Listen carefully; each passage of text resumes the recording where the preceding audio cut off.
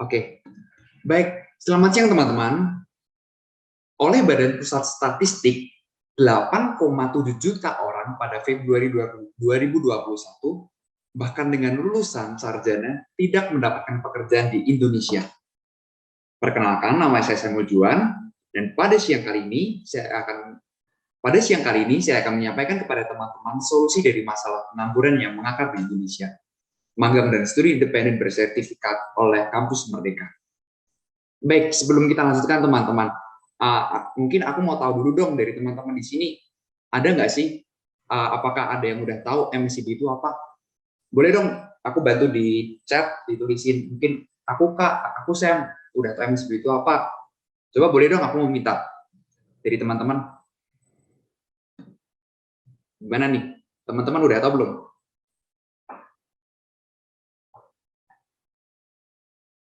Udah tahu? Program Kampus Merdeka. Oke, yang lain lebih detailnya nih program Kampus Merdeka.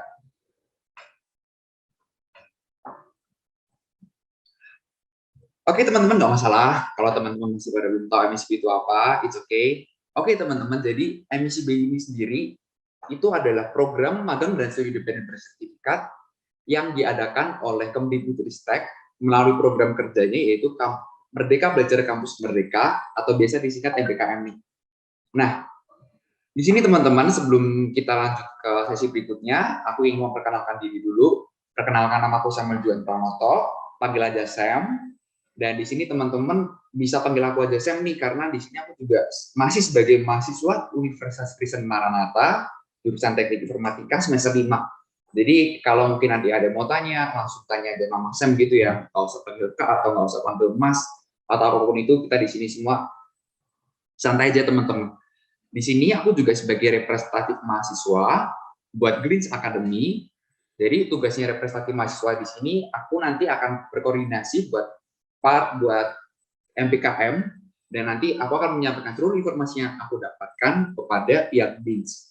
Di sini aku juga kebetulan sebagai trainer MSIB batch kedua ini, sebagai team manager dan juga sebagai trainer. Jadi seperti tugasku ya seperti untuk mengajarkan teman-teman, untuk memberikan training kepada teman-teman semua seperti sekarang ini. Oke teman-teman, sebelum kita lanjut mungkin aku akan kayak kasih ground rules-nya seperti apa. Yang pertama, aku ingin buat teman-teman buat nanti fokus nih untuk mengikuti sesi pada hari ini, karena aku yakin dari teman-teman semua di sini informasi-informasi yang aku berikan sekarang ini akan berguna banget nih buat teman-teman untuk nanti kedepannya seperti apa. Mungkin teman-teman yang bisa open kamera, oke nggak apa-apa teman-teman. Aku sangat bersyukur kalau teman-teman bisa open kamera, karena aku di sini merasa kayak aku punya teman di sini seperti itu. Yang kedua, chill aja teman-teman di sini. Teman-teman mau makan, mau minum, santai aja teman-teman, karena kita di sini santai aja. Di sini aku juga bawa kopi. Mungkin nanti aku juga akan minum-minum sedikit-sedikit. Dan yang terakhir, di sini aku terbuka untuk open discuss teman-teman. Jadi kalau teman-teman mau berdiskusi apapun itu, silahkan chat aja, atau mungkin nanti teman-teman bisa resen aja, nanti akan coba bantu aku jelaskan lebih lanjut. Oke teman-teman, gitu ya. Nah, oke teman-teman, setelah kami kemarin melakukan riset, apa sih yang coba aku ingin buat teman-teman buat berefleksi pada diri teman-teman semua nih, apakah teman-teman masuk ke dalam orang-orang ini atau enggak nih? Coba, aku ingin menyiapkan persepsi pada teman-teman dulu. Mungkin dari teman-teman yang masih semester 3, semester 5, it's okay teman-teman, kayak teman-teman masih merasakan apa yang sudah ada di diri teman-teman sekarang. Mungkin kalau ada yang udah semester 7, semester 8, ataupun yang sudah lagi akan lulus, mungkin teman-teman harus benar-benar untuk merefleksikan ini semua bareng-bareng kita. Yang pertama, kualitas lulusan teman-teman. Lulusan program perguruan tinggi mayoritas belum siap menghadapi dunia kerja di perusahaan. Karena apa? Karena banyak faktor teman-teman. Antara itu dari soft skill, hard skill, dan lain sebagainya. Dan itu pun kalau menurut aku pribadi ya, di dalam kampus itu kita hanya akan diberi bekal saja, dan nanti kemudian kita akan merasakan real life-nya itu waktu di perusahaan. Apakah teman-teman merasa seperti itu? Yang kedua, manajemen trainee. Jadi for your information teman-teman, buat di perusahaan-perusahaan besar, buat di corporate besar itu, sebelum kalian ditetapkan menjadi karyawan tetap, itu biasanya akan ada trainee-nya terlebih dahulu. Teman-teman akan menjalankan masa trainee, itu tergantung dari perusahaan teman-teman sendiri, dan bahkan masa trainee pun sendiri, mereka masih belum siap ini. Mereka masih nggak tahu tugas mereka seperti apa sih, atau mereka harus berupaya seperti apa sih. Dan kalau memang misalnya nanti mereka semua tidak tahu apa yang mereka lakukan, maka nanti kedepannya akan tidak bisa lanjut untuk menjadi pegawai tetap. Seperti itu. Yang ketiga, environment. Jadi di sini teman-teman kayak belum siap nih untuk menjalankan tools-tools apa saja sih yang akan teman-teman bawakan buat besok. Kayak misalnya nih, kalau teman-teman akan sebagai admin dari sebuah perusahaan, kayak teman-teman masih belum paham nih, Microsoft Word itu seperti apa, Microsoft Excel itu seperti apa, gimana cara menggunakannya, dan itu malahan akan menghambat teman-teman untuk mendapatkan pekerjaan yang teman-teman inginkan.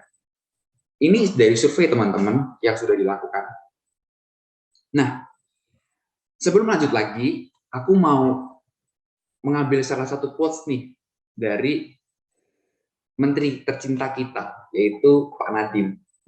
Kita tidak bisa lagi menggunakan cara-cara yang biasa saja untuk menghasilkan lulusan yang luar biasa. Nah, Pak Nadiem di sini, Pak Nadiem itu berpikir bahwa oke, kalau memang misalnya nanti para teman-teman semua bisa lulus, kemudian akan masuk ke dalam perusahaan, itu kan menjadi sangat biasa teman-teman. Tapi Pak Nadiem di sini ingin memberikan gebrakan baru, bahwa oke, sepertinya mahasiswa perlu untuk mengenal dunia mereka bekerja. Kedepannya akan seperti apa? Maka dari itu, Pak Nadiem membuat program yang namanya Merdeka Belajar Kampus Merdeka. Seperti itu teman-teman. Jadi ini tuh gebrakan baru dari Pak Nadiem. Nah, apa itu sih Kampus Merdeka? Kampus Merdeka itu intinya adalah mahasiswa memiliki hak belajar di luar program studi dengan total 3 semester.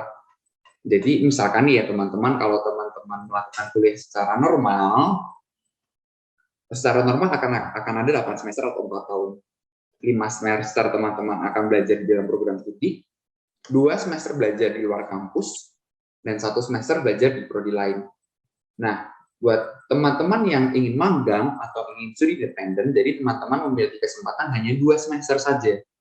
Jadi teman-teman kalau yang kemarin sudah melakukan studi independen ataupun magang, teman-teman hanya punya 1 semester lagi nih untuk melakukan itu. Dan kalau misalnya teman-teman belum pernah ikut apapun itu, ya udah, dari teman-teman punya waktu 2 semester seperti itu. Kayak gitu ya teman-teman. Nah, oke, di kampus Merdeka ini tuh ada banyak banget teman-teman.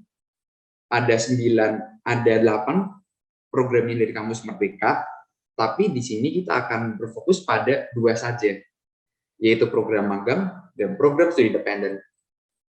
Untuk tahu apa itu, kita dengerin ya teman-teman slide-nya.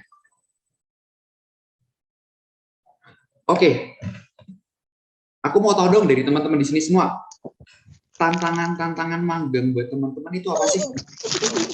Coba dong, aku mau tanya di dalam chat seperti ini. Yuk teman-teman, dari tantangan teman-teman itu, teman-teman rasain apa sih kalau teman-teman mau magang, atau mau studi independen, ataupun mau bekerja, tantangan dari teman-teman itu apa aja? Ayo bisa di kolom chat, kayak bisa dibuka banget itu di chat ya kan.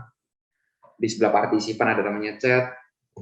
Oke, kurangnya pengenalan buat CV. Ada lagi teman-teman?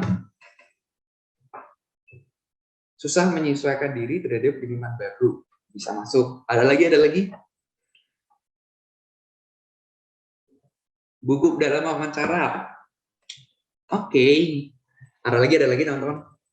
Ayo. Lebih banyak lagi. Belajar hal baru yang tidak diajarkan di jurusan seperti sebagai mahasiswa psikologi. Belajar tentang marketing. Oke. FGD Kak.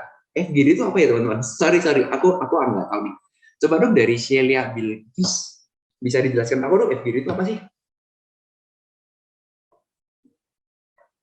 Oh, fokus group discussion. Oke. Bisa apply kayaknya yang diterima yang punya. Oh, bisa jadi. Oke teman-teman, semua jawaban dari teman-teman ini benar semua. Dan yang kalau kayak tadi si Rizka terakhir bilang, kayaknya punya banyak pengalaman. Kalau teman-teman ikut MBKM, ikut Kampus Merdeka, apalagi ikut MSIB, kayaknya teman-teman udah punya pengalaman tuh 2 semester. Kayak gitu teman-teman. Oke, jadi setelah ini dilakukan survei, mahasiswa tuh tantangannya apa aja sih? Pertama, tidak ada pendampingan. Pendampingan itu pendampingan seperti apa? Kalau teman-teman tahu, kalau di dalam dulu ya, zaman dulu itu orang-orang magang itu identik dengan kalian fotokopi, bikinin kopi, dan teman-teman malah nggak kerja sama sekali di sana. Jadi kita di sini tuh perusahaan ini akan memberikan pendampingan pendampingan ke teman-teman seperti itu. Pendampingannya berupa apa?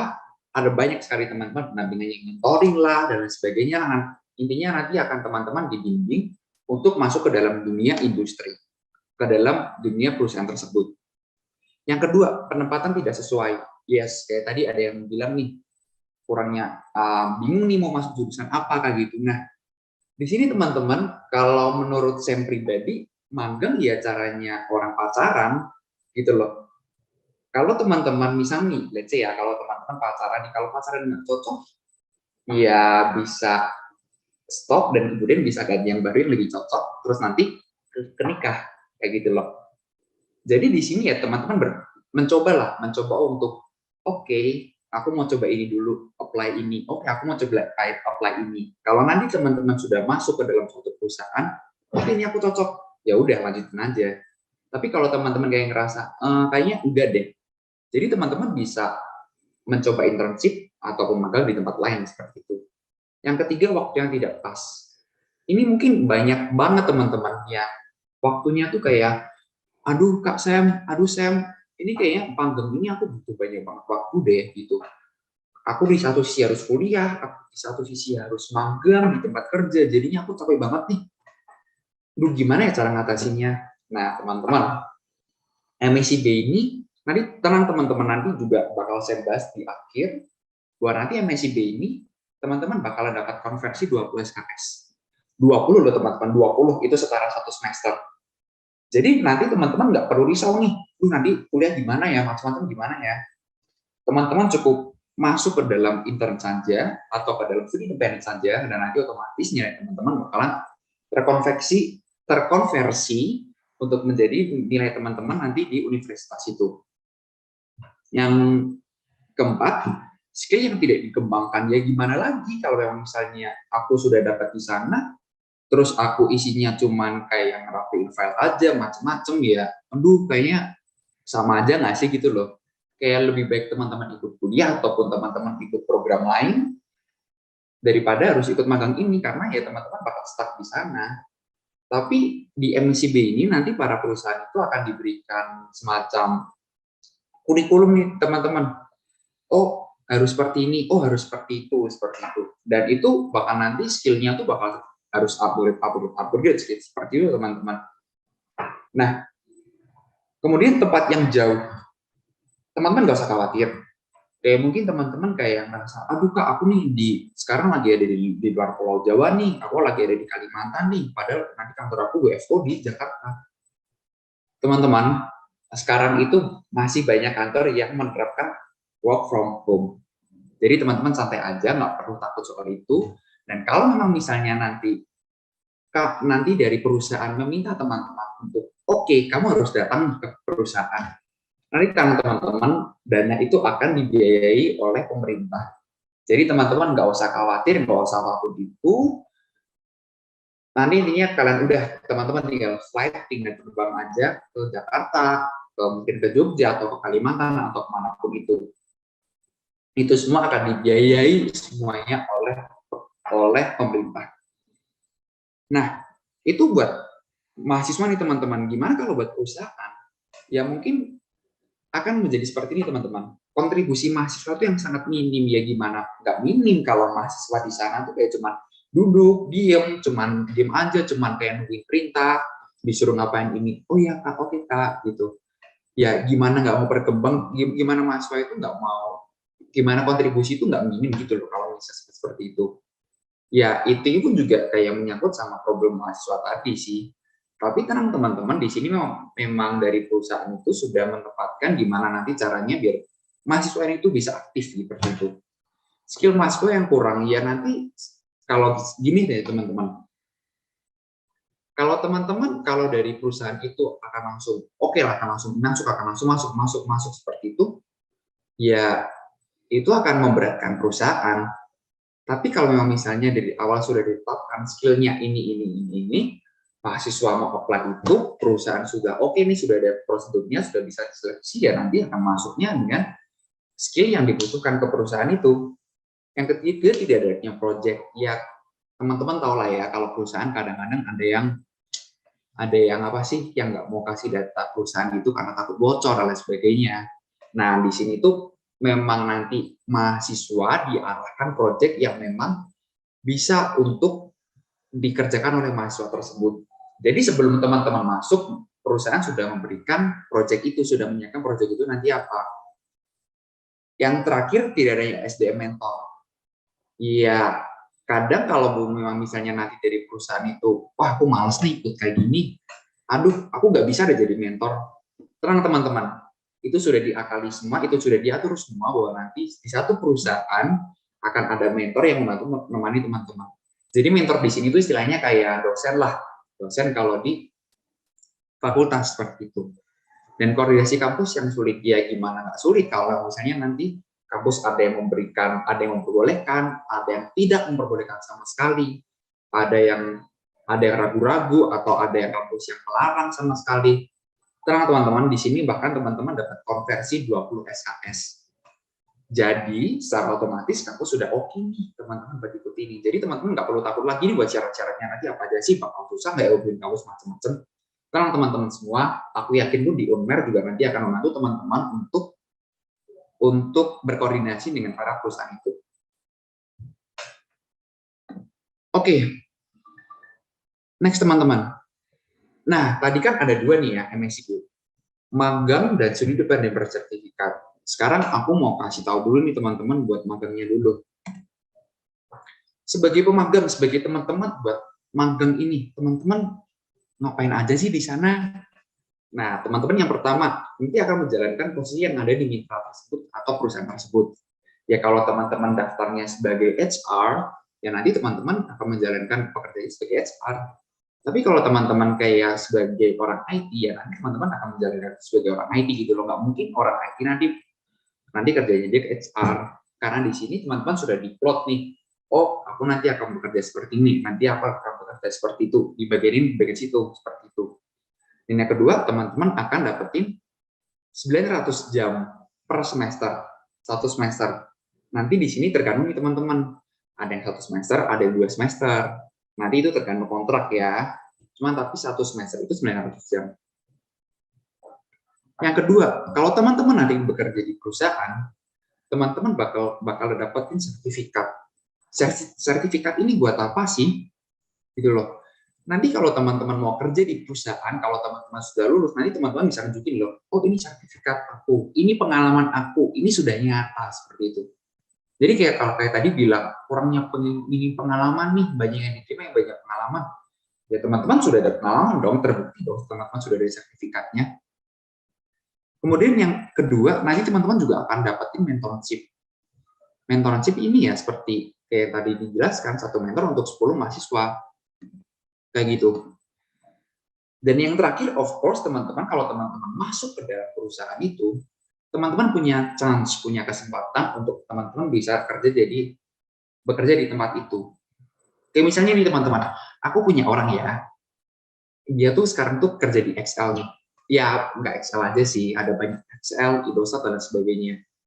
Dan tahu nggak teman-teman, mereka tuh masih semester berapa sih? Semester 5, sama kayak aku.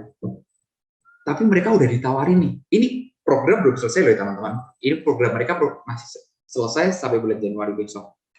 Mereka udah ditawarin nih, Mas, Mbak, besok semester depan mau ikut program internship lagi nggak? Kesini aja lah. Udah nggak usah daftar sama sekali, nggak usah mengikuti seleksi apapun, langsung keterima. Bayangin dulu teman-teman nggak usah bersaing dengan ratusan ribuan mahasiswa yang lain untuk masuk ke perusahaan itu. Apalagi ini perusahaan ternama, gitu loh. Dan bahkan mungkin nanti teman-teman kalau sudah ada di perusahaan itu dan perusahaan itu merasa cocok, ada nih, ini ada temanku yang semester 7, dia sudah ditawarin gini, besok kamu lulus di semester berapa? Kapan rencana lulus? Nanti kalau sudah lulus langsung daftar ke sini ya. Sebegitu enaknya teman-teman, bayangin, enak banget nggak sih? Teman-teman nggak perlu mikir apapun itu, teman-teman tinggal nanti lulus, teman-teman hubungin orang tersebut, langsung terima. Dan itu, tahu nggak teman-teman di perusahaan mana? Traveloka, Grab, dan Gojek. Bayangin teman-teman, Traveloka, Grab, Gojek, itu yang aku tahu ya teman-teman, perusahaan-perusahaan gede gitu, langsung nawari teman-teman semua. Kalau aku sih langsung mau sih, antara itu dapat pengalaman yang banyak, dapat gaji yang banyak juga, kayak gitu loh. Benar-benar enak teman-teman. Nah, tapi apa sih bedanya sama studi dipendent bersertifikat ini? Tadi kan ada dua ya, magang dan studi dipendent bersertifikat. Studi dipendent bersertifikat ini, teman-teman nanti akan belajar mandiri nih. Belajar mandirinya seperti apa? Jadi nanti teman-teman akan diberikan suatu project ataupun suatu course, dan nanti teman-teman harus menyelesaikan itu. Jadi teman-teman di sini, kalau tadi di magang kan teman-teman ke dalam perusahaan itu. Kalau di sini teman-teman lebih ke belajar sendiri, seperti itu. Teman-teman akan diberikan proyek, diberikan pelajaran, diberikan course, nanti teman-teman harus belajar sendiri kayak gitu. Periode programnya juga sama, 1 semester 900 jam. Yang kedua, mayoritas buat perusahaan ini tuh online teman-teman. Mayoritas ya, tidak semua. Mayoritas online. Misalnya kalau aku kan juga studi independen nih. Nah, kalaupun tidak ada corona, kalaupun corona waktu itu berakhir, Glitch sudah menyediakan nih bootcamp atau tempat kerjanya gitu loh di Jakarta nanti. Jadi teman-teman tinggal datang aja, nanti teman-teman bisa kerja di sana, bisa kerja kelompok di sana. Gitu loh. Dan di sini nanti teman-teman juga bakalan dapetin sertifikat bahwa teman-teman sudah pernah melakukan studi independen. Dan ya, teman-teman dapat mentorship juga. Teman-teman dapat mentor. Bedanya kalau tadi di magang, teman-teman satu mentor untuk 10 orang, di sini satu mentor untuk 25 orang. Nah, ini nih, ada project kontributif. Gimana teman-teman? Teman-teman kalau masukin di CV, masukin di LinkedIn, masukin di apapun itu, platform apapun itu, teman-teman ada namanya portfolio. Dan itu tuh gimana ya? Kalau orang-orang nih melihat, oh aku sudah pernah membuat project ini nih, oh, aku sudah pernah membuat aplikasi ini nih, oh, aku sudah pernah menyelesaikan ini nih, itu menjadi nilai plus kalau nanti teman-teman mau kerja di suatu perusahaan. Gitu teman-teman. Nah, buat magang bersertifikat, ini nanti biaya hidup dan jaminan SKS buat teman-teman yang mau ikut, teman-teman yang keterima. Nanti mahasiswa, ini seperti ini teman-teman, kayak aku jelasin tadi, aku bisa ini nggak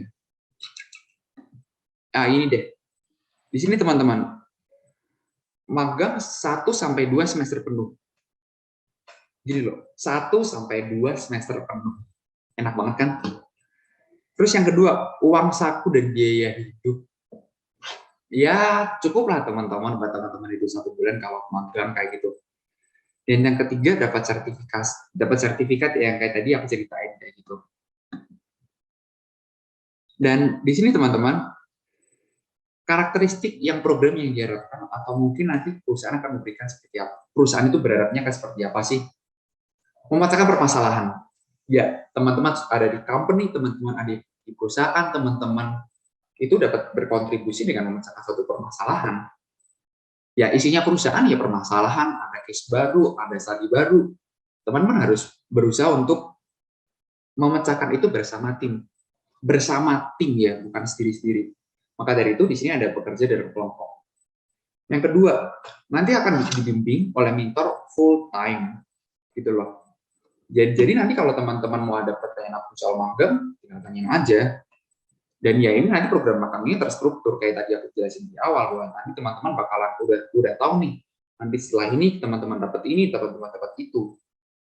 Dan yang terakhir ya teman-teman program durasinya biasanya kontraknya selama 1 semester dan di akhir teman-teman bakal dapat sertifikat seperti itu. Nah, kalau di studi manajemen bersertifikat ini teman-teman akan ikut program sertifikasi atau short course teman-teman selama 1 sampai 2 semester. Ini nanti juga tergantung ya dari perusahaannya apa. Biaya hidup cukup lah, ya tidak sebanyak teman-teman magang, tapi teman-teman ingat nih, teman-teman cuma belajar dan teman-teman dapat uang saku. Enak loh. Kayak kalau teman-teman ini motivasi aku dulu ya, motivasi yang jahat yang mungkin nggak boleh teman-teman tiru, tapi aku mau sharing begini. Motivasi itu adalah aku kalau belajar di kampus, aku cuma dapat kuliah, aku cuma dengerin dosen doang, aku ngantuk, aku nggak bisa dapat uang sendiri. Aku nggak bisa ngembangin skillku kalau aku di kampus. Tapi kalau aku ini sudah nyata, aku nanti lulus dapat portfolio, dapat sertifikat, ditambah lagi aku dapat uang 1 bulanan. Begini teman-teman, aku kalau di kampus belajar, aku malah yang bayar. Tapi kalau aku di sini, aku belajar, aku malah dibayar. Enak banget kan? Dulu aku pola pikirnya kayak gitu sih. Dan ya terakhir tadi aku udah pension bahwa teman-teman bakal dapat sertifikat. Dan contoh mitranya, ini contoh mitranya teman-teman. Di 2021 di batch sekarang ya di batch 1 ini ada Microsoft, ada Huawei, ada Apple Academy juga, di aku juga ada Teams juga kayak gitu. Dan ini nanti bakalan dikhususkan dipetak-petakan berdasarkan kemampuan mereka. Kalau nanti teknologi nanti akan memberikan course atau training ataupun studi independen yang punya teknologi. Kalau enggak ya enggak. Misalnya ada yang dari ekspor, sekolah ekspor.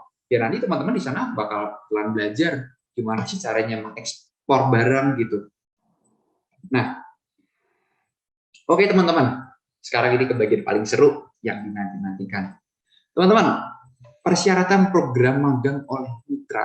Mitra ini perusahaan ya teman-teman. Coba aku mau tahu dari teman-teman. Perusahaan itu minta teman-temannya kayak gimana sih? Antara dari semester berapa, prodi apa, ataupun kemampuan yang teman-teman harus kuasain. Coba. Aku mau minta tolong dong di chat. Teman-teman kira-kira perusahaan itu butuh dari fakultas apa, dari kemampuannya apa, antara kemampuannya itu teknik, kemampuannya itu ngitung, atau kemampuannya itu ngomong. Coba drop di chat. Ayo teman-teman. Kemampuan kerjasama dan komunikasi. Ini hard skill ya, hard skill dulu nih, hard skill teman-teman. Nanti soft skill kita beda lagi. Hard skillnya dulu. Ayo, mungkin dari teman-teman ada ide semester 5 ke atas program linear. Oke, bisa jadi. Ayo lain lagi, ayo. IT. Pertanyaan menarik. Coba aku mau tahu dong dari Ardila Nola. Kenapa Ardila Nola bisa nyebutin IT? Bisa on mic dong. Halo Ardila. Halo Kak. Oke, kenapa kamu bisa bilang itu IT? Karena di zaman kayak sekarang ini kayaknya IT itu selalu dibutuhkan Kak. Oh, kenapa itu dibutuhkan? Misalnya apa misalnya? Karena kan pasti perusahaan-perusahaan itu kan butuh informasi kan Kak. Nah informasi itu kan juga butuh orang yang cakap di bidang IT. Seperti itu Kak. Oke. Makasih Abdila.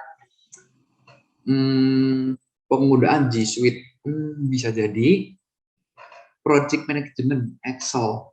Nah, ini kayaknya agak beda ya kalau tadi. Kalau IT kan semua otomatis gitu ya. Kalau Excel ini kan semua masih di input manual. Coba dong dari Evelyn, aku mau tanya nih. Evelyn, kenapa bisa bilang sih yang dibutuhin itu project management, terus mungkin maunya Excel kayak gitu? Hai Evelyn, are you there? Halo, Halo, halo. halo. Kenapa nih? Suaraku masuk? Masuk, masuk. Oh iya, beberapa kali sempat lihat di kayak di internet gitu banyak yang bilang kayak kalau internship kan biasanya dikasih project kan gitu. Nah mereka tuh cari orang yang punya skillnya itu bisa project management gitu, ngerti sistematikanya gitu. Sama Excel sih rata-rata sering lihat banyak yang bilang kalau Excel tuh dibutuhin kalau buat orang kantoran kerja gitu. Gitu sih Kak. Buat orang kerja ya. Kira-kira tahu nggak kamu Evelyn kenapa dibutuhin buat orang kerja Excel itu? Mungkin Excel basicnya buat ngolah data mungkin ya. Ada rumus-rumus Excel-nya. Aku juga kurang paham sih, tapi sering denger aja gitu. Kayak katanya Excel itu lumayan kalau udah bisa, lumayan berguna juga gitu. Oke.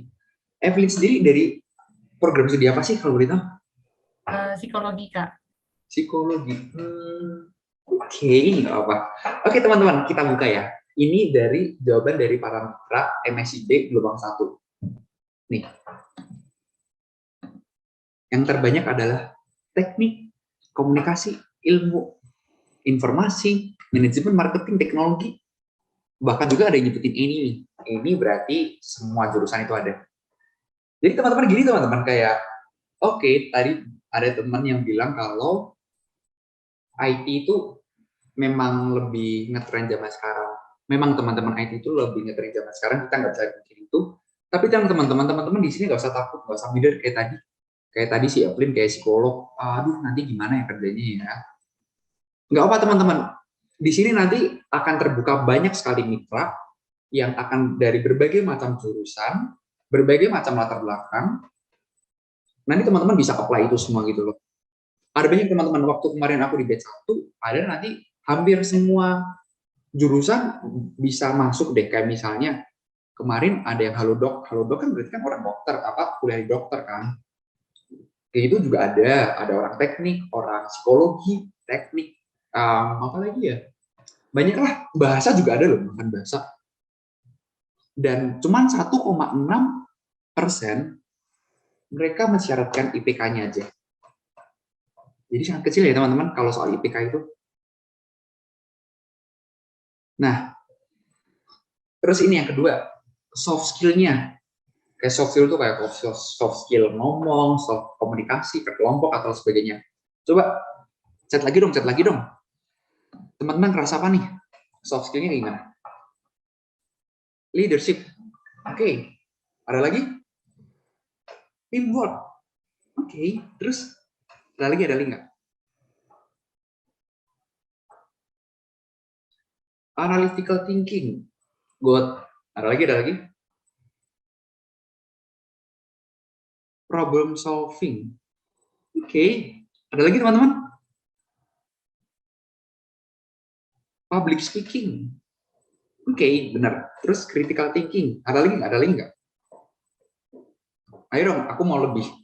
Ayo teman-teman, kira-kira soft skill-nya apa aja sih lagi? Manajemen emosi. Jawaban menarik. Sekarang aku mau tanya ke Yoga Putra. Ayo Yoga Putra, menurut kamu manajemen emosi ini kayak gimana sih? Saudaraku terdengar nggak, Kak? Masuk. Gimana? Oke, kenapa aku nulis manajemen emosi? Mungkin karena kan kita sekarang berada di pandemi, yang mana memaksa kita untuk work from home. Sedangkan ada fenomena seperti online conference fatigue gitu. Kan ngadep Zoom lama atau kerja di laptop lama dan nggak berinteraksi dengan orang itu melelahkan ya. Jadi kita mau nggak mau mengelola diri kita agar kita tetap settle dalam kinerja kita. Kita mengelola emosi kita agar tetap emosinya itu bagus itu dalam mengerjakan pekerjaan. Itu sih Kak aku mikirnya. Oke, dari kamu sendiri nih. Ini maaf nih, aku panggilnya siapa nih tadi? Yoga, Kak. Yoga. Oke, Yoga. Kamu sendiri udah bisa belum kayak mau manage emosi kamu? ini kalau cerita awal pandemi masih kesulitan karena masih adaptasi, tapi karena sudah menjalani 2 tahun mungkin sudah well adapt dengan situasi yang harus bekerja atau performa di secara online ini. Menurutku udah baik sih. Oke, kamu berarti cara ngatasin emosi kamu gimana? Coba dong, aku mau sharing-sharing dikit nih, mau tanya dari teman-teman. Cara ngatasin emosi kamu gimana?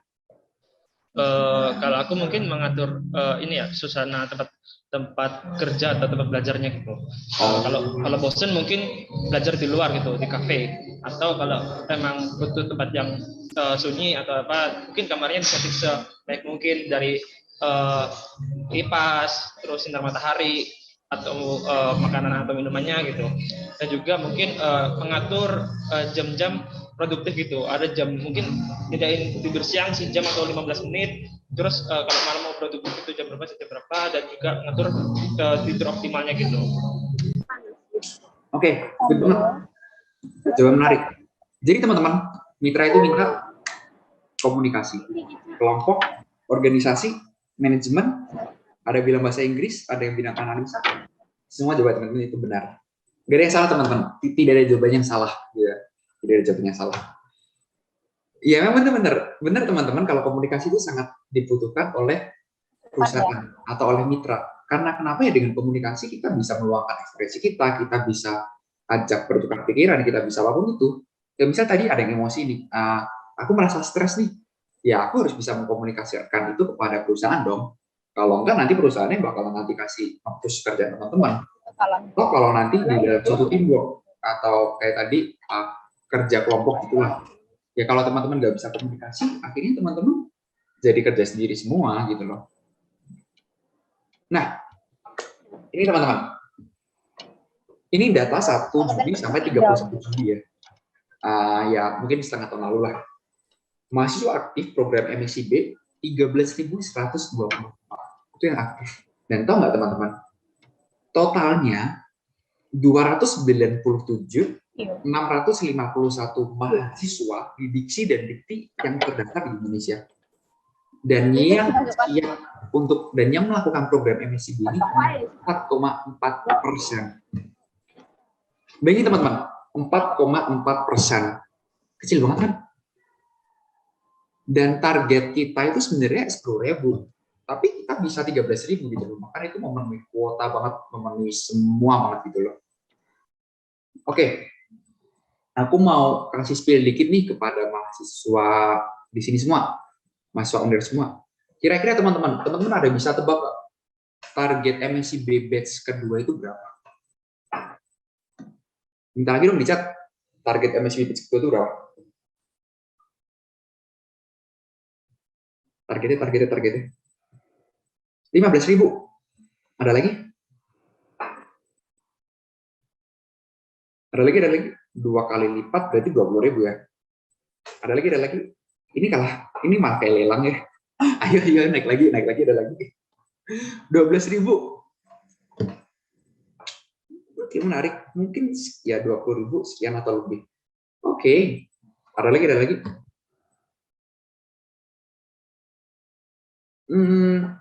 Oke teman-teman. Targetnya adalah sudah dituliskan di sini 25.000 mahasiswa dan 600 mitra. Itu target buat MSIB batch kedua nanti ya. 25.000 mahasiswa teman-teman. Bayangin banyak banget kan segitu, dan mitranya juga bertambah 600 mitra. Jadi teman-teman gak usah bingung lah nanti aku mau kerja di mana, aku mau magang di mana, aku mau studi independen di mana.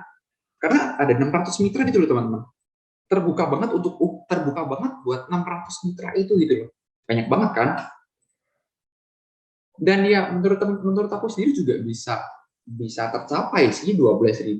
Mengingat target kita yang 10.000 sekarang jadi 13.000 kayak gitu. Oke. Benefit yang diberikan. Yang pertama dari MSIB ini, hidup uang saku, biaya hidup atau uang saku yang tadi aku udah mention di awal ya. Kedua, transportasi PP. Ya teman-teman, nanti kalau teman pulang pergi kayak udah di awal tadi, semua dana akan ditanggung oleh pemerintah. Yang ketiga, dapat sertifikat, baik itu program magang maupun studi independen kayak tadi. Nah, Ini teman-teman, jadwal pelaksanaan program batch kedua. Catat. Jadi sebenarnya udah lewat sih teman-teman, Oktober, November, ini udah lewat semua, publikasinya udah habis semua. Nanti Desembernya ini teman-teman baru akan mulai masuk nih, teman-teman mulai bisa akses lihat-lihat di ini website teman-teman, kamusmerdeka.kemdikbud.go.id. Teman-teman bisa daftarin dulu teman-teman di sana. Karena mitranya baru bermunculan, baru proses buat seleksi juga, nanti kedepannya juga akan mitranya juga akan terus bertambah. Tapi teman-teman bisa daftar dulu nih. Dan yang nanti 7 Januari pendaftaran itu akan ditutup. 7 Januari ya, 7 Januari. Bentar lagi berarti ya. 7 Januari itu akan ditutup, proses administrasi selesai. Paling mungkin nanti sekitar ya tinggal wawancara lah setelah 7 Januari itu, dan nanti onboardingnya Januari akhir atau Februari awal, gitu teman-teman. Nah, ini teman-teman yang harus teman-teman siapin apa aja sih? Pertama, teman-teman harus tahu dong milih mitra yang teman-teman inginkan itu apa aja. Nggak mungkin dong teman-teman kayak daftar 100 perusahaan dalam satu waktu. Ya mungkin sih teman-teman, tapi kayak tidak bisa terkerucutkan gitu lah teman-teman. Yang kedua, nyiapin berkas nih. Nyiapin berkas ini yang harus disiapkan dari awal ya. Kayak teman-teman kalau mau daftar, nanti teman-teman juga harus nyiapin ini dulu nih. CV, surat rekomendasi kampus, dan transkrip nilai. Nanti surat rekomendasi kampus dan transkrip nilai nanti bisa dimintakan ke fakultas atau universitas ya, kayak gitu. Nah, nanti yang teman-teman harus siapin, benar-benar siapin dari nol adalah CV-nya. Nah, nanti gimana sih cara bikinnya CV? Nanti kita akan bahas di sesi selanjutnya bersama Hani. Kemudian nanti waktu seleksi. Pertama, ya itu yang dibutuhkan ya cuma soft skill aja teman-teman. Teman-teman nanti harus latihan lagi wawancara, teman-teman harus gimana ngomongnya wawancara itu kayak gimana yang bagus. Itu nanti teman-teman harus dilatih. Yang kedua kayak kalau teman-teman kayak masuk ke dalam orang teknik kayak aku IT itu, teman-teman juga harus mempersiapkan technical skill. Gitu loh. Technical skill ini ya kayak misalkan nih harus modding, harus apa-apa. Cuman tapi itu nanti teman-teman bisa mempersiapkan sendiri lah ya. Kalau nanti berlatih wawancara nih, nanti kita juga akan bahas di selanjutnya, nanti bareng aku. Gitu. Terus next. Oke teman-teman, mari kita recap semua. Oke, buat project. Ini project ini kayak masuknya ke project apa sih yang diberikan? Coba dong, aku minta partisipasi buat teman-teman. Kalau dari magang, projectnya nanti kayak gimana? Studi independen, projectnya kayak gimana? Coba dong.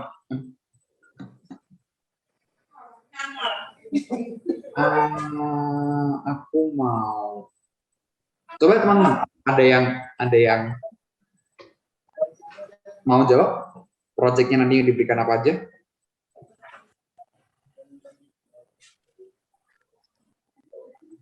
Oke, kalau enggak aku mungkin kayak mau coba denger ya suaranya dari Bagas nih. Bagas Wisal. Hai Bagas. Ya Sam, gimana? Tadi rekapnya apa aja nih? Kalau dari project yang diberikan itu yang magang kayak gimana? Studi independen gimana? Gimana? Nanti projectnya magang sama projectnya studi independen itu gimana? Tugas yang diberikan tuh apa aja? Kalau magang sih ya, magang yang pengalaman bagi gua sendiri ya. Itu dulu mungkin gimana ya? Mereka mungkin melatih skill kita gitu. Skill kita tuh dilatih dari pelan-pelan gitu. Bagi saya dulu ya. Waktu projectnya yang diberikan deh. Project yang kayak yang dikasih project di tempat magang itu kayak gimana sih? Bedanya project magang sama studi independen apa? Project magang sih biasanya kalau umumnya ya, kalau misalnya karena saya di dunia IT nih, jadi mereka lebih ke project gini, sebuah alat atau bahan itu mereka sudah di pack sedemikian rupa, nanti tinggal ini bagian lu, ini bagian gua, nah gitu. Itu mereka. Kalau di studi independen? Kalau itu sih kurang tahu ya, karena belum gerak ke situnya. Oke. Cool. Terima kasih Bagas. Yap, Jadi sama-sama. teman-teman, project magang sama studi dependent ini ya benar banget kayak tadi siapa sih kelas ya Yuda. Ya kalau studi dependent itu nanti teman-teman bakalan dikasih case project, tapi nggak melulu dikumpulkan di akhir nih. Kadang ada beberapa yang dikumpulkan di tengah-tengah gitu ada. Tapi case-nya adalah teman-teman dikasih kasus real case project dan nanti bakal dikerjain teman-teman. Kalau di magang itu nanti teman-teman dikasih project internal kayak gitu. Terus yang kedua, peluang FTE. Peluang FTE itu peluang diambil oleh mitra. Coba antara iya atau tidak? Kalau magang bakalan ada peluang buat teman-teman bidang lagi perusahaan nggak?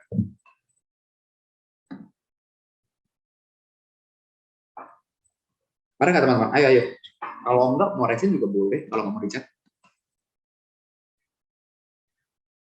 Ayo teman-teman.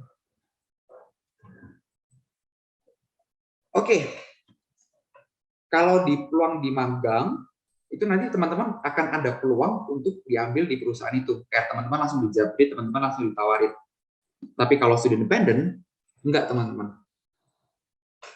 Dan ini tiga ini, sertifikat, dana, dan konvensi, semuanya kalian bakal dapat. Kayak gitu sih teman-teman ya.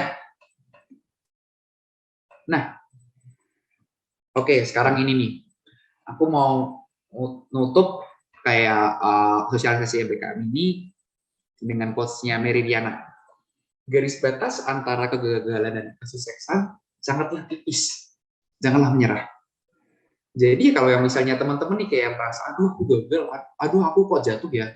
Teman-teman nggak perlu merasakan gagal gitu loh. Karena siapa tahu nanti teman-teman ke depannya akan sukses. Itu sangat-sangat tipis teman-teman. Jadi sama aja kayak program studi independent, program magang ini. Kalau misalnya teman-teman nggak cocok, teman-teman kayak merasa, aduh, aku mau coba ini dulu deh, mau coba itu dulu deh. Ya kalaupun nggak cocok ya nggak masalah, teman-teman. Siapa tahu teman-teman bisa explore lagi ke depannya. Dan itu siapa tahu nanti teman-teman bakal bisa sukses di sana. Dan ya kalau gimana ya teman-teman, ini jangan menyerah aja teman-teman. Teman-teman mau di perusahaan manapun, teman-teman mau di studi independen manapun, tetaplah berjuang, tetaplah berusaha, karena aku yakin nanti teman-teman bakalan sukses di kemudian hari. Saya Samuel Jan Pranoto, pamit undur diri. Terima kasih teman-teman. Aku akan sharing-sharing ke teman-teman terkait CV konten itu seperti apa sih, apa yang mesti dituliskan dan apa yang tidak mesti dituliskan dalam CV, dan aku akan ngasih CV Hacks 101 di mana teman-teman bisa langsung aplikasiin tuh penulisan CV kayak gimana. Cuman di sini mungkin selama sesi aku menjelaskan dan sesi nanti akan sharing-sharing, aku minta teman-teman untuk bisa nyiapin satu kertas atau mungkin nyiapin notepad atau apapun yang bisa ditulis, karena kita bisa sekaligus simulasi ya teman-teman. Nanti dari per subjek atau per poin, nanti teman-teman bisa nulisin ketika aku menjelaskan materi, teman-teman bisa langsung nulis kira-kira untuk penjelasannya seperti apa sih gitu. Next, kita next ya. Oke. Sip. Nah, pertama nih sebelum aku menjelaskan terkait apa itu CV bla bla bla bla, we have to know the data atau ya the data yang biasanya nih aku temukan yang ini aku dapat dari label job interview statistik. Ini biasanya nulis HR-nya nih. Nah, kita let's take a look. 85% dari orang people lying on their CV or resume. Ayo, siapa nih yang pernah berbohong di CV-nya nih? Ayo yang mau jujur, yang mau bohong gitu kan. Nah, ini aku dapat datanya nih, 85% orang-orang tuh berbohong di dalam resume atau CV-nya. Nah, terus 92% employers atau recruiter itu mereka prefer terhadap kandidat yang punya working experience. Nah, terus yang terakhir, 91% companies use social media platforms to look up candidates. Jadi, sekarang HR sekarang tuh keren-keren banget, teman-teman. Jadi, mereka nggak cuma hanya teman-teman submit CV, terus HR ngeliat, tapi mereka tetap nge-track social media teman-teman. Bisa aja mereka nge-track lewat LinkedIn, mereka bisa nge-track lewat Instagram, atau mungkin Facebook. We never know, karena HR sekarang canggih-canggih, teman-teman. Jadi, teman-teman kandidat harus lebih canggih dari HR. Kayak gitu. Next ya. Nah, tadi aku bilang dari data tersebut 85%-nya lying terhadap isi konten atau CV-nya. Nah, teman-teman, we have to keep that in mind. Your CV must be represent to yourself. Ini kenapa aku merahin, karena aku sempat dengar cerita dari beberapa teman-teman HR-ku, banyak banget kandidat yang lying on their CVs. Jadi kayak misalnya seperti ini, kandidat menuliskan, oh mereka bisa nih collaborating, mereka bisa teamwork, mereka bisa negotiating dan segala macam ketika di CV. Dan ketika proses interview ternyata jawabannya sangat bagus. Tetapi ketika di lapangannya, wah ini red flag banget nih buat HR nih. Di lapangannya, wah ternyata mereka tidak sesuai dengan di CV. Nah, itu tuh yang mesti teman-teman put it that in mind. CV itu adalah rebranding dari teman-teman sendiri, yang dimana teman-teman menuliskan apa yang teman-teman alami, apa yang teman-teman bisa, dan apa yang teman-teman mampu. Itu ya teman-teman ya, mesti diingat ya. Your CV must be represent to yourself. Jadi teman-teman, ketika nanti teman-teman berhadapan dengan HR pada saat interview atau mungkin nanti teman-teman lolos seleksi administratif dan dinyatakan diterima di suatu mitra, wah teman-teman ternyata memang sudah represent diri teman-teman gitu ya. Dalam artian, oh teman-teman ketika menuliskan teman-teman bisa teamwork, berarti ketika di lapangan ya emang teman-teman bisa teamwork gitu ya. Itu ya teman-teman yang harus keep that in mind. Nah, next. Aku mau nanya dulu, it's a question. Teman-teman boleh nulis di kolom chat box. Ada yang tahu nggak mana CV kreatif dan mana CV ATS? Boleh tulis di kolom chat box. Mana CV kreatif dan mana CV ATS? Ada yang tahu kah, teman-teman? Ada, kiri ATS, kanan kreatif. Oke, kanan kreatif. Kanan kreatif, kiri ATS, kanan kreatif. Oke, benar banget. Nah, yang di sebelah kanan itu adalah kreatif CV. Nah, yang di sebelah kiri adalah ATS CV. Nah, teman-teman pernah wondering nggak sih, Kak, perbedaan kreatif CV sama ATS CV? Apa sih gitu? Atau teman-teman udah yang tahu nih? Boleh dong raise hand atau mungkin ada yang mau ngomong nih, say something gitu ya terkait kreatif CV dan ATS CV. Mungkin boleh dibantu ya, Kak Ratna ya. Ada yang mau ngomong atau apa? Yuk teman-teman boleh yang ngomong di kolom chat box juga boleh, yang mau ngobrol ngomong mute juga boleh. Oh dari Faisal Haksa, desain dan formatnya. Ini berarti ngomongin dua-duanya ya. ATS lebih formal, oke. Ada lagi teman-teman?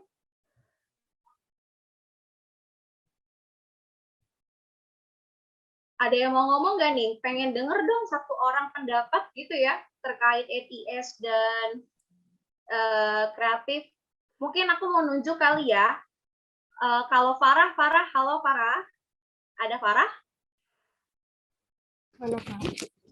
Oke, aku mau denger dong pendapat kamu terkait kreatif CV dan ATS CV itu apa sih?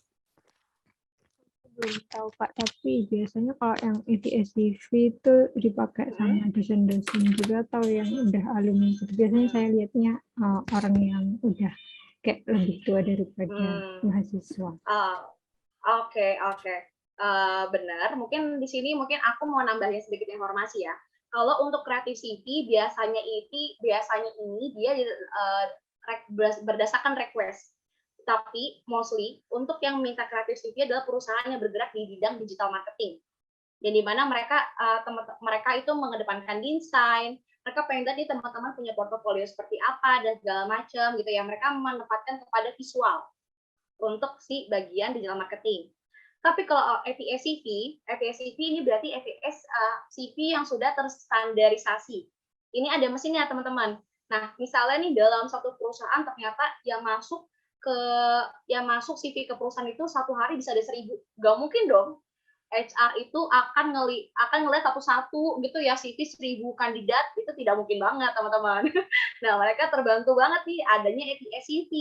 Jadi mereka akan meng-screening lewat sistem dan mereka akan shortlist kandidat yang dimana sesuai dengan kriteria yang mereka butuhin. Itu perbedaannya ya teman-teman ya. Tapi biasanya yang aku temukan, yang aku dulu juga pernah apply adalah aku menggunakan ATS CV karena yang aku apply adalah perusahaan-perusahaan korporat. Biasanya kalau perusahaan-perusahaan korporat itu mereka akan pakai ATS. Tapi kalau mereka yang bergerak di bidang digital marketing atau di bidang seni, itu mereka biasanya mostly yang aku temukan adalah mereka menggunakan kreatif CV. Seperti itu. Sampai saat ini ada yang mau ditanyain dulu nggak teman-teman? Atau yang masih wondering gitu kan ya?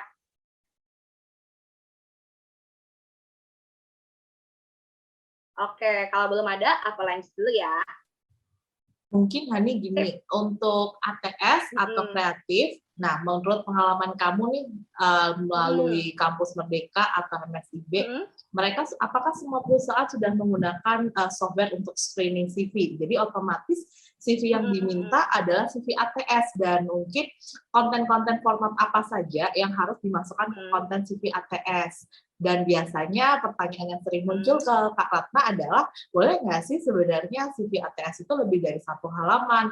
Mungkin karena anaknya aktif banget nih kayak Hani, yang punya pengalaman banyak, volunteer banyak, internship banyak. Akhirnya semuanya dimasukin tanpa, karena mungkin dia mikirnya gini, saya masukin semuanya saja, nanti walaupun sebenarnya itu nanti pengalaman yang mungkin nggak ada hubungan sama kerjaannya dia, akhirnya terlalu banyak. Gimana nih strateginya buat nyontir dan masukin ke dalam CV ATS? Oke, ini pertanyaan bagus banget dari Kak Ratnanya. Ini akan kita bahas Kak Ratna secara tuntas semua pertanyaannya tadi di masing-masing section yang ada di CV. Dan kebetulan aku akan ngebahas juga terkait CV ATS untuk saat ini ya teman-teman, yang biasanya itu dipakai untuk nge-apply di masing-masing perusahaan. Terutama aku pun ketika nge-apply di program MSIB, aku menggunakan CV ATS seperti itu. Kita next ya teman-teman ya, kita ngebahas tadi pertanyaannya Kak Ratna nih. Sip. Nah, ini aku akan ngebahas konten apa aja sih yang mesti harus ada di CV.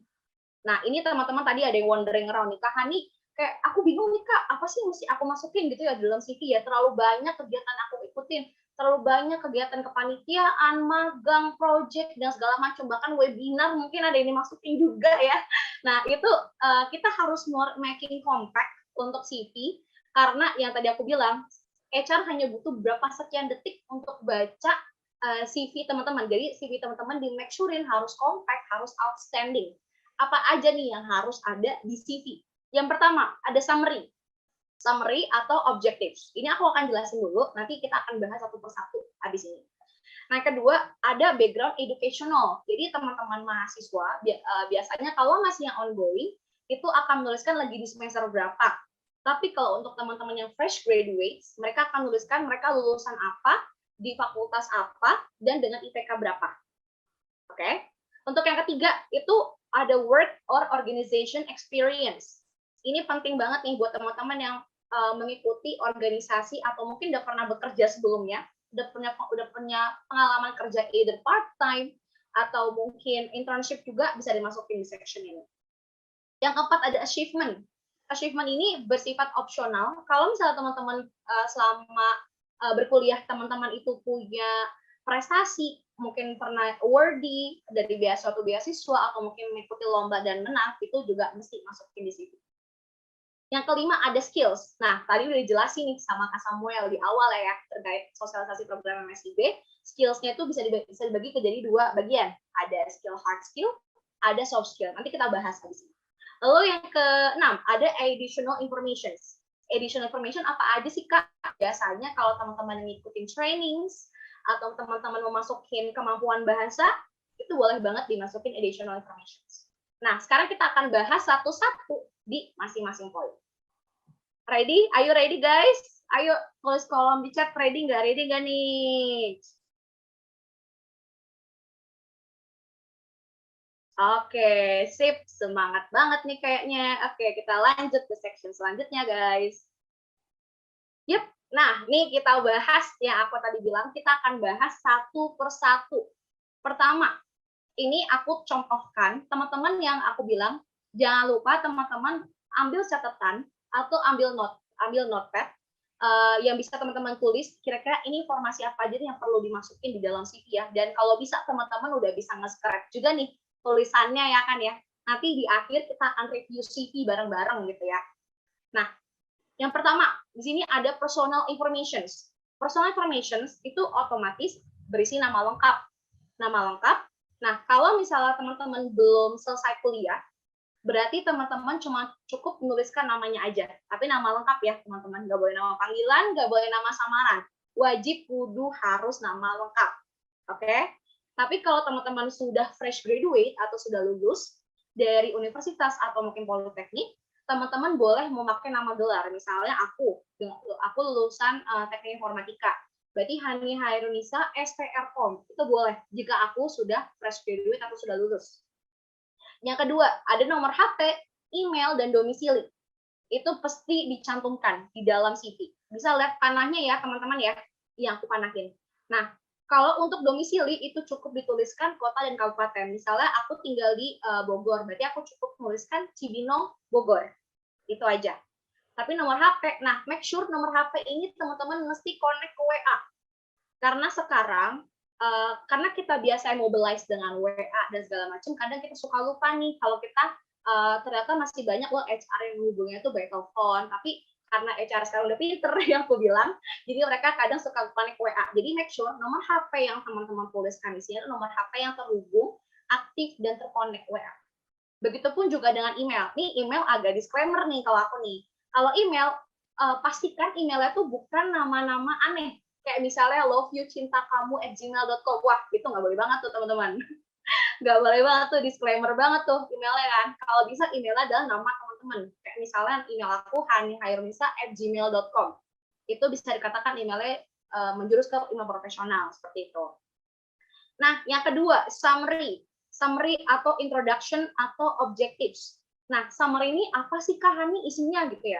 Nah, summary ini berisikan rangkuman CV yang biasanya memuat total berapa lama kamu intern, kalau kamu pernah intern, dan kalau kamu pernah organisasi, berapa lama kamu mengikuti organisasi dan apa yang akan kamu kerjakan. Nah, kamu juga bisa nuliskan nih, kamu misalnya sekarang kalau aku yang tadi udah aku sampaikan sebelumnya, aku last year students in majoring informatics engineering. Itu kan aku masih ongoing ya. Tapi kalau misalnya lulusan, berarti I'm a bachelor degree from university bla bla bla bla bla with GPA bla bla bla bla. Nah, abis ini kita akan melihat contoh seperti apa. Dan penutup. Nah, penutup ini kalau bisa penutupnya yang keren gitu teman-teman. Jadi kayak penutup yang outstanding dan kayak wah, ini emang kandidatnya keren banget gitu. Gitu. Next, kita bisa next ya. Sip. Nah, ini contoh summary-nya. Nah, teman-teman bisa capture, nge-screenshot, boleh silahkan. Dan kalau bisa udah bisa nge-scratch juga nih dari awal ya. Kita coba bareng-bareng biar teman-teman kebayang nih sebenarnya isi summary itu seperti apa sih. Nah, di sini contohnya ya. Aku bikin contoh summary-nya. Kayak gini. Hani merupakan mahasiswa semester 7, jurusan Teknik Informatika dari Universitas Cinta dengan IPK 3,90. Nah, selama berkuliah, Hani aktif mengikuti 3 organisasi, baik di dalam maupun di luar kampus. Di organisasi tersebut, Hani belajar mengenai public relations, surat menyurat, fotografi, dan graphic designers. Hani sangat tertarik dengan dunia public relations. Dengan antusiasme yang sangat tinggi dalam dunia PR, membuat dirinya untuk mencari kesempatan dalam mengembangkan hard skill atau soft skill-nya di dunia profesional. Nah, kebayangkan tuh teman-teman. Pertama, tadi aku meng-layout, aku adalah mahasiswa semester 7 jurusan Teknik Informatika dari Universitas Cinta. Ini contohnya ya teman-teman ya, nggak ada namanya Universitas Cinta. Dari Universitas Cinta dengan IPK 3,90. Ya, berarti kita bisa meng-layout teman-teman punya IPK berapa, dari jurusan apa, dan semester berapa. Ini kalau ongoing ya. Tapi kalau misalnya kita udah lulus atau fresh graduate, Hani merupakan lulusan dari jurusan Teknik Informatika dari Universitas Cinta dengan IPK 3,90. Seperti itu. Kalau misalnya teman-teman punya pengalaman intern atau organisasi, bisa dimasukin. Misalnya aku lagi intern nih, Hani sekarang menjadi sistem analis intern dengan role dan responsibility seperti apa, itu perlu dijelasin. Nah, kalau misalnya teman-teman hanya punya pengalaman organisasi, nggak apa-apa banget, tulis aja. Selama berkuliah, hanya mengikuti 3 organisasi, baik di dalam maupun luar kampus. Seperti itu. Nah, kamu jelasin nih, kamu ikut organisasi itu, role dan responsibility seperti apa. Jadi biar HR tuh tahu, oh ya nih si anak ini ikut organisasi ini, oh ya dengan kemampuan ini, ternyata dia bisa loh seperti ini gitu. Itu HR bisa melihat diri kamu dari hanya summary aja teman-teman gitu. Jadi penting banget kita buat summary dengan kata-kata yang menarik, tapi jangan lupa CV must be represent to yourself, gitu ya. Nah, terus aku menutup kalimat summary-nya dengan antusiasme yang tinggi dalam dunia PR, membuat dirinya untuk mencari kesempatan dalam mengembangkan hard skill atau soft skill di dunia profesional. Nah, kebayang nggak teman-teman sampai sini? Kalau misalnya mau ditanya, boleh banget ya. Kasih reaction ke aku dong, atau mungkin tulis Kak kebayang gitu kan ya, jadi aku bisa lanjut guys. Ada yang mau ditanya dulu teman-teman mungkin, atau Kak aku pusing nih gimana gitu kan, boleh banget diinterupsi akunya.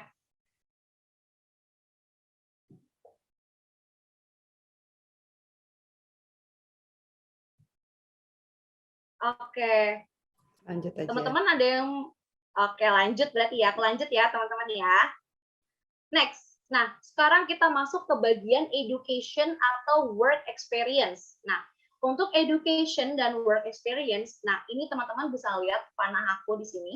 Nah, kalau education dan work experience biasanya nih ya teman-teman, kalau fresh graduate itu yang belum ada pengalaman magang, itu urutannya adalah education baru organization.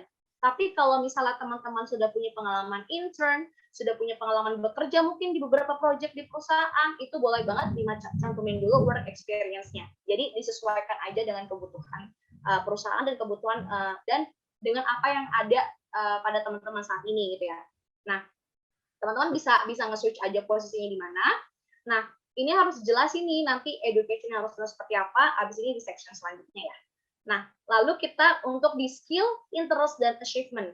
Nah, di skill, achievement, atau references, ini biasanya kita harus dibedakan nih, mana soft skill, mana hard skill.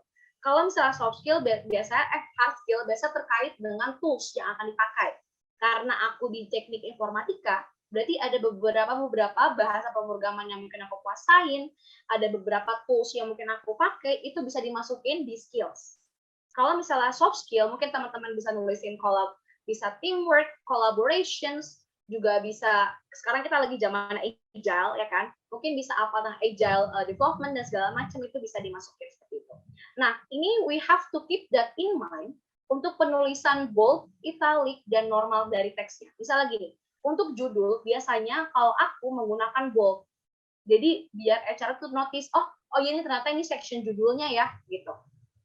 Kalau penggunaan italic adalah penggunaan bahasa-bahasa Inggris, kayak misalnya kayak ini bisa kelihatan nggak? Yang area sales manager atau corporate itu bisa terus pakai italic. Jadi italic itu kalau misalnya teman-teman membuat CV dalam bahasa Inggris tidak perlu pakai italic. Tapi kalau teman-teman membuat CV dalam bahasa Indonesia dan ada bahasa Inggrisnya, itu mesti di italic. Itu ya teman-teman. Itu penting banget tuh. Penulisan wordingnya tuh penting banget. Jangan sampai teman-teman salah ya, karena salah tipe dalam CV itu agak cukup fatal gitu. Oke, aku next dulu ya teman-teman ya. Sip. Nah, ini aku kasih contoh gimana penulisan education.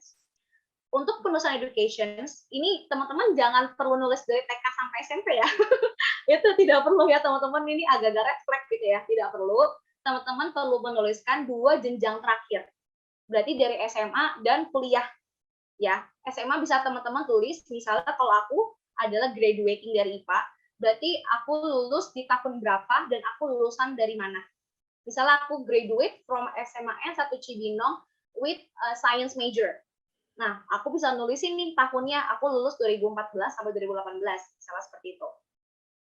Nah, kalau untuk di bagian penulisan di kuliah, kalau masih ongoing, bisa lagi ya, masih ongoing, aku nulis seperti ini.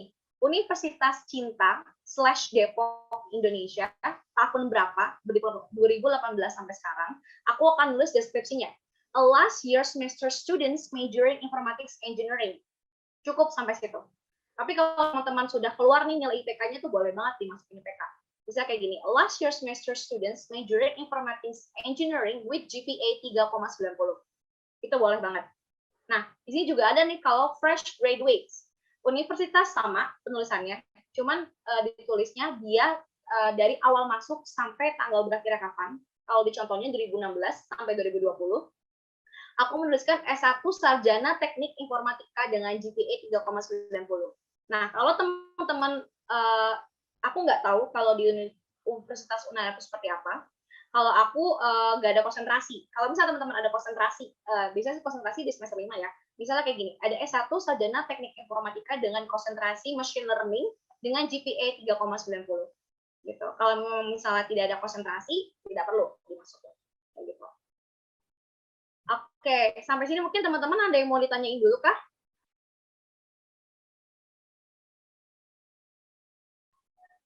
Belum ada?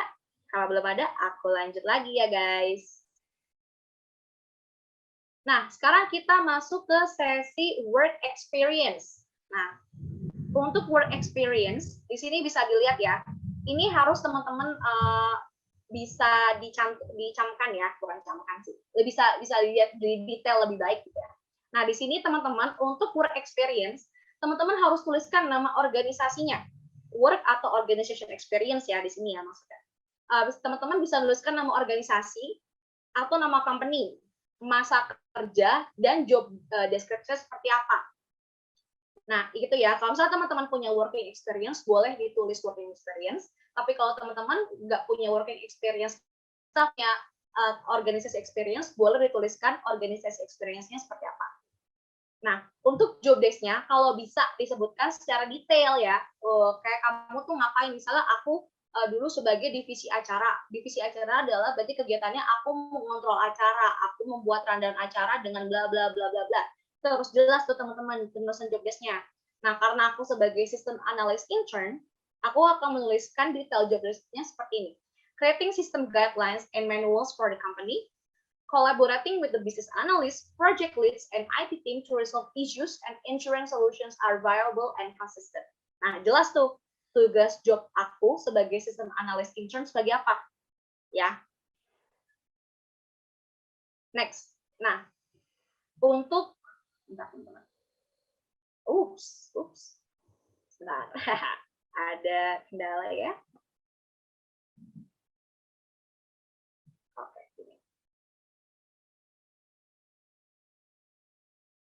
Oke. Yap, untuk penulisan juga nih teman-teman ya, baik itu skills, interest, or achievement, itu ditulisnya per poin. Nggak boleh bars, nggak boleh stars. Banyak nih yang aku lihat CV-nya teman-teman aku, itu ada yang nulis kayak gini, Microsoft PowerPoint bentuknya bar. Nah, gimana cara tahu, gimana kamu bisa ngukur kalau kemampuan kamu 4-5? Ya kan? Nah, itu nggak boleh teman-teman. Kalau bisa tulis aja, mungkin lebih ke familiar dengan Microsoft Office PowerPoint dan segala macam. Ini itu lebih acceptable diterima oleh HR dibandingkan teman-teman menuliskan per poin gini. Karena untuk hal-hal skills ini tidak ada parameter ya teman-teman. Agak sulit untuk menuliskan parameter di dalam CV gitu. Lebih baik ya teman-teman ditulisnya per poin. Per poin nggak boleh ada bars, nggak boleh ada stars. Seperti itu. Next. Nah, di sini, ini nih yang mesti teman-teman harus catat nih ya, don'ts do in CVs. Nah, nih, kita ada beberapa poin nih. Untuk don'ts in CV, pertama adalah teman-teman jangan pernah menuliskan riwayat pekerjaan atau organisasi cuma judul tanpa ada penjelasan. Jadi cuma nulisnya aku ikuti organisasi divisi acara, tapi nggak tahu tuh job desk divisi acara tuh ngapain. Wah, itu nggak boleh tuh teman-teman. Itu teman-teman harus menuliskan dengan jelas detail job desk-nya seperti apa, agar HR tuh tahu, oh ya nih si anak ini, kandidat ini ikut divisi acara ini banyak banget loh belajarnya gitu. Jangan sampai nggak ditulis ya teman-teman. Yang kedua, yang tadi udah aku sempat singgung sebelumnya di awal, nama, nomor HP, email itu harus bisa di-copy sama HR. Karena kan nanti bentuk extension-nya akan PDF ya, itu aku akan jelaskan di sini. Nah, itu yang tadi aku udah bilang sebelumnya, cantumkan nomor HP yang connect WA. Ini penting banget nih teman-teman. Aku suka mendengar cerita-cerita teman-teman dari HR juga ya, kayak banyak banget nih kandidat yang ternyata nomor HP-nya nggak connect ke WA, kita agak susah nih ngubunginnya, akhirnya nggak dihubungin lagi sama HR. Nah, itu jangan sampai kayak gitu tuh teman-teman. Kalau bisa nomornya adalah aktif, yang bisa dihubungin dan connect ke WA. Seperti itu. Nah, yang ketiga, poin ketiga, tipe di dalam CV. Nah, ini nggak boleh banget ya teman-teman ya. Tipe dalam CV ini aku bisa katakan cukup fatal. Kenapa? Karena nanti HR akan punya mispersepsi nih sendiri terkait, oh ini sebenarnya anak ini mau ngomong apa sih, kayak gimana gitu kan ya. Nah, pentingnya proofread oleh teman-teman. Proofread dalam artian teman-teman baca kembali, lihat kembali sebelum submit ke perusahaan atau mitra teman-teman yang pengen apply gitu. Jangan sampai ada typo di dalam CV-nya seperti itu. Next. Nah, di sini jangan melampirkan data-data yang tidak diperlukan. Ada scan ijazah, NPWP, KTP, itu nggak butuh banget. Lampirkan apa yang perlu diminta oleh perusahaan. Jangan lampirkan data-data yang tidak diminta. Itu menurut aku agak tidak terlalu tidak terlalu dipakai ya gitu ya. Jadi lampirkan apa yang mesti untuk dilampirkan gitu ya dalam informasinya.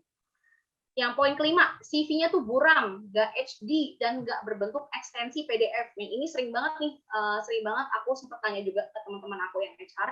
Banyak banget kandidat yang ngirim CV-nya tuh ekstensinya docs, ekstensinya file yang lain nggak bisa dibuka. Nah itu nggak boleh tuh teman-teman. Teman-teman CV-nya dipastikan itu harus HD. HD dalam artian jelas terbaca oleh HR, jelas terbaca oleh recruiter. Ya, dan ekstensinya mesti banget untuk ekstensi PDF. Karena ekstensi PDF ini sudah terkenal di dunia profesional dan teman-teman mesti cantumkan semua dokumen dalam bentuk PDF. Kayak gitu ya. Yang keenam, CV nggak update secara berkala. Nah, ini juga kadang suka menjadi concern ya.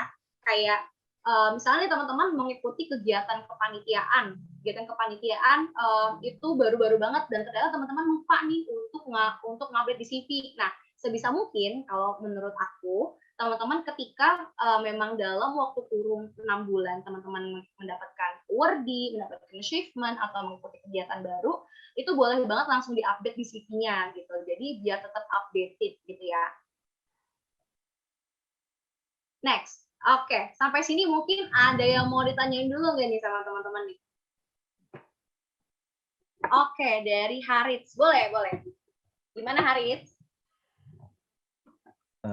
Halo Kak, sebelumnya terima kasih buat materinya.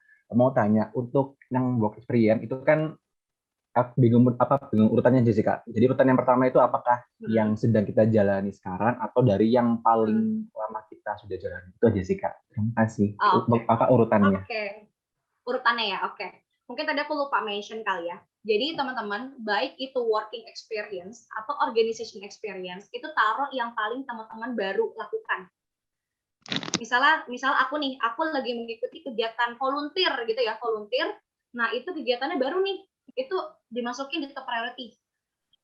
Nah, makin lama makin ke bawah. Misalnya setahun yang lalu aku mengikuti kegiatan volunteer juga, tapi itu di range tahun 2019 sampai 2020. Nah, itu aku taruh di section setelah yang aku masih mengikuti kegiatan yang sebelumnya.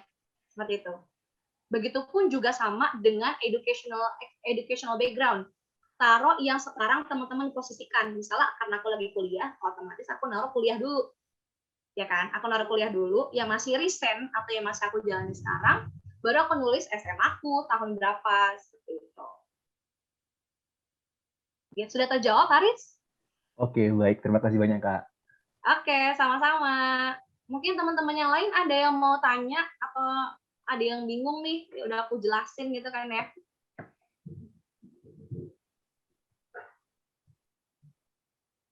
Ada yang mau nanya lagi, teman-teman? Boleh kok langsung raise hand aja. Oh, oke. Dari Sari, aku baru ngecek. Sorry ya, aku baru ngecek. Kalau ikutan volunteer rencana berapa hari di Instagram itu penting nggak dicantumin di bagian pengalaman CV? Oke. Kalau misalnya kamu mengikuti kegiatan volunteer ya, kegiatan volunteer, jadi itu ternyata menurut kamu sangat impactful dan kamu mendapatkan posisinya oke banget di situ, itu boleh dicantumin. Nggak apa-apa. Itu nggak apa dicantumin aja gitu. Oh iya, sama mungkin aku mau ngasih tahu beberapa tips ya, beberapa tips kayak gini. Misalnya teman-teman mengikuti banyak kepanitiaan nih, mengikuti banyak project ya kan, sampai Kak aku bingung harus ditaruh mana yang di CV nih. Aku punya tipsnya nih teman-teman. Jadi teman-teman masukkan untuk misalnya teman-teman yang mengikuti banyak kegiatan kepanitiaan di kampus ya. Misalnya nih dalam 1 tahun teman-teman mengikuti kegiatan lebih dari 5 lah misalnya gitu. Tulis di CV posisi yang paling bisa menjual.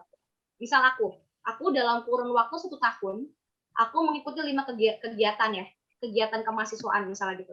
Tapi ada satu posisi di mana aku menjadi project officer. Nah, terus juga aku juga ada di posisi divisi acara, ada juga di divisi mungkin kreatif dan segala macam, aku akan menempatkan posisi yang paling menjual dari diri aku adalah menjadi project officer. Nah, jadi taruh di CV yang kira-kira menurut teman-teman ini paling menjual banget gitu ya. Yang posisinya kalau bisa dibandingkan posisinya paling oke, dan job desk-nya paling oke lah gitu untuk jadi rebrand teman-teman gitu ya di hadapan recruiter gitu. Gitu.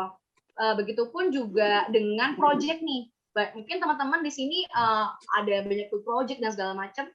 Taruh project yang kira-kira sangat impactful. Dalam artian ini sangat menjual banget dan ternyata contributing ke masyarakatnya banyak gitu. Itu bisa taruh di situ.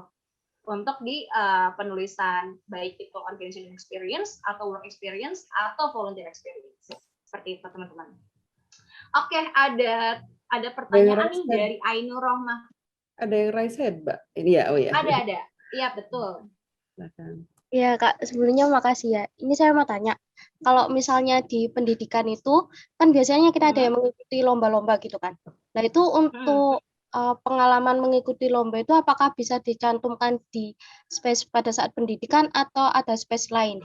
Dan semisal nih, Kak, kita di masa kuliah ataupun SMA, SMK itu kan ada lomba, mungkin setiap tahun ikut gitu ya. Nah, itu untuk urutan mencantumkan lombanya itu dimulai dari tahun berapa? Misal nih 2020 ikut lomba A dan 2021 ikut lomba B. Itu nanti mencantumkannya bagaimana? Terima kasih. Oke. Terima kasih Ainur atas pertanyaannya. Mungkin dari Bu Lina bisa tolong dibantu ya Bu kalau ada pertanyaan di chat ya. Iya. Itu ada. Oke, sip. Oke, aku akan menjawab pertanyaan dari Ainur dulu ya. Misalnya Kak, aku banyak banget nih ikut lomba tiap tahun. Nah, tiap tahun itu berapa kali ikut lomba? Nah, itu pasti dicatat dulu nih sama teman-teman. Kalau misalnya teman-teman ikut lomba dan juara, itu berarti maksudnya ke achievement, ya kan?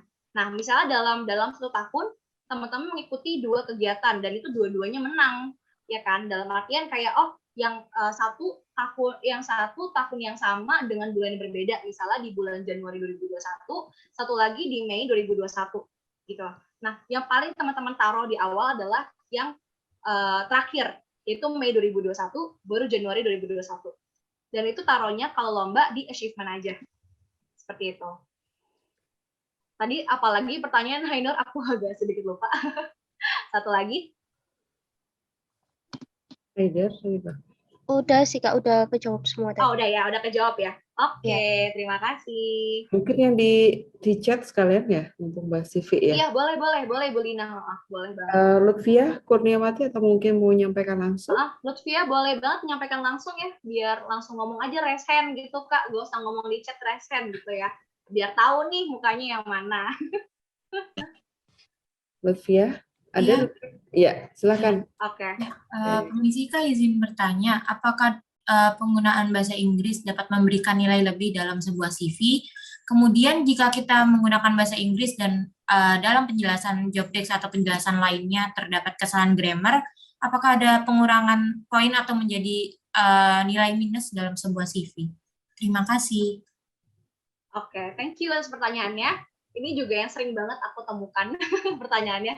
Sebenarnya CV yang bagus tuh pakai bahasa Indonesia atau pakai bahasa Inggris ya, Han? Ya. Menurut aku dua-duanya sama aja, teman-teman. Dua-duanya sama aja. Mau pakai bahasa Indonesia, mau pakai bahasa Inggris. Cuman nih, ada cuman ya, alangkah lebih baiknya teman-teman bisa menggunakan bahasa Inggris. Yang pertama, kenapa? Karena bahasa Inggris adalah bahasa internasional. Ya kan, yang dimana kita nggak tahu nih HR ini dari company mana, apakah dia bisa bahasa Indonesia apa tidak. Nah, sedangkan kalau kita menggunakan pukul rata dengan bahasa Inggris, yang pertama recruiternya juga paham gitu apa yang kita tuliskan, ya kan. Terkait dengan penggunaan grammar, kalau aku dulu pada saat semester 3 aku juga sempat apply di beberapa company gitu ya, multinational company, dulu sempat bekerja juga. Mereka they don't care about grammar actually. Mereka nggak terlalu penting dengan grammar, asalkan tata bahasa teman-teman rapi. Teman-teman gampang kok sekarang bisa ngelihat di Google, searching pakai Google Translate apa gitu ya, itu banyak banget. Jadi nggak perlu takut kalau salah grammar, kan bisa dikoreksi by Google ya. Bisa dikoreksi by Google, ada Grammarly sekarang, bisa dicek juga gimana untuk menata bahasa dengan baik seperti itu. Sudah terjawab? Sudah terjawab, terima kasih banyak, Kak. Oke, sama-sama. Ini satu lagi nggak apa-apa kan? Iya, Apakah nggak sudah apa-apa, ini? nggak apa-apa, nggak Eka apa-apa. Suci Rohmadun? Oke. Sebentar aja. Eka Suci, ada Eka Iya, Suci? Bu. Ya, oke. Ada. Silakan disampaikan langsung ke pertanyaannya. Saya izin bertanya, Kak. Kalau misalnya lebih baik itu kita join ke organisasi atau cuma ikut kayak kepanitiaan gitu aja, tapi kita mendaftar kayak di posisi strategis kayak di pengurus inti kayak sekretaris atau bendahara gitu. Terus kalau memilah volunteer, ikut volunteer yang kayak layak ditulis di CV sama enggak itu gimana ya, Kak? Soalnya itu di Instagram itu banyak banget kayak tawaran volunteer-volunteer gitu, Kak. Sudah, Kak. Terima kasih. Oke, sama-sama. Pertanyaan cukup menarik ya.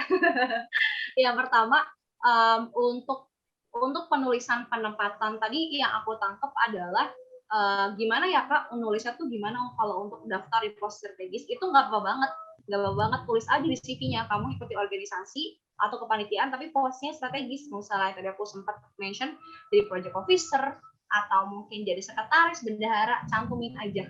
Nggak apa-apa, tapi please keep that in mind, dituliskan juga role-nya. Kamu dari misalnya kamu sebagai project officer, kamu belajar apa, kamu ngapain gitu di situ. Itu penting untuk taruh di CV.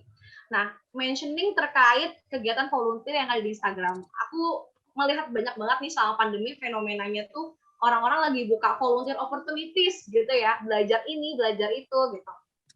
Itu nggak apa-apa banget dicantumin. Cuman kita perlu tahu nih batas untuk minimal CV itu berapa gitu.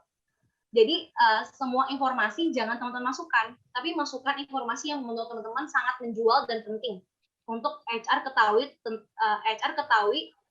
terkait diri teman-teman gitu ya, personal branding teman-teman seperti itu. Sudah terjawab? Itu Kak, tanyanya itu yang pertama itu lebih baik ikut organisasi apa cuma kepanitiaan aja tapi kayak posisinya strategis gitu Kak.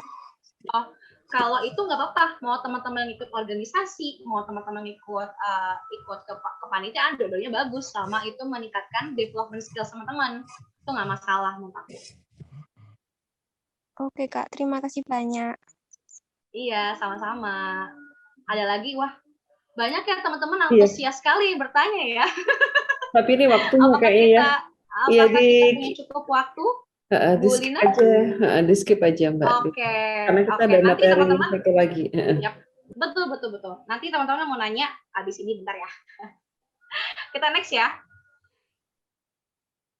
Nah, di sini aku mau ngasih tahu nih cara buat CV Hacks 101-nya. Yang pertama, use your power to type CV format on Google. Ini gampang banget nih teman-teman. Kak, gimana sih pengen dapetin format ATS friendly? Cari aja, gunakan jari teman-teman di Google, cari ATS friendly CV format. Itu mudah sekali teman-teman dapat formatnya. You just typically download and design on your own. Mostly Google have tons of sample, tapi di sini yang perlu please keep that in mind, pick based on what you need ya. Yang kedua, use a good font, means readable and professional.